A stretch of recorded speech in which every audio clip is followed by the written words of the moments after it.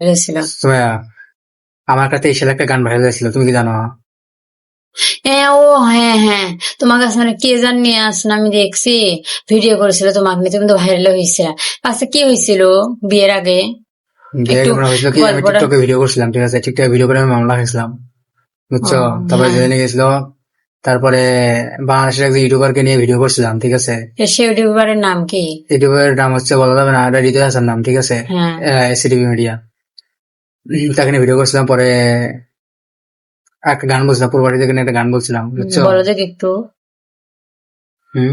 বলো দেখি একটু, গানটা শুনবা? বলো, হ্যাঁ, বলো। গানটা কালকে বলবো তোমাকে, ঠিক আছে? গানটা বলে আপলোড দিবো, যদি তোমার অডিয়েন্সকে বলবা আপলোড যদি ভালো লাগে, ঠিক আছে? হুম, গানটা শেয়ার করে দিবে, ঠিক আছে? আচ্ছা। যারা যারা গানটা আমার দেখতে চান অবশ্যই তুমি বলো, তোমার অডিয়েন্সকে তুমি বলো। যারা যারা আমাদের এই গানটা দেখতে চাইতেছেন, তাহলে সবাই ফলো, লাইক, শেয়ার করবেন, আর কালকের মধ্যে ওই গানটা আপনারা পেয়ে যাবেন। আমি যে গান বলে মনে করেন জেলখানাতে গিয়েছিলাম, মানে মানে কষ্টের গান আর কি। সৌদি আরব সরকারকে নিয়ে যে কথাগুলো বলেছিলাম, তো সেই কথাগুলো আপনাদের মাঝে কালকে শেয়ার করবো। অবশ্যই আপনারা আমার পেজে ফলো দিয়ে থাকবে, পাশে থাকবেন, আর ভিডিওটি বেশি শেয়ার করে দিবেন। ধন্যবাদ আপনাদেরকে। তুমি বলো। আচ্ছা, সমস্যা নেই, তুমি বলছো যাতে হয়।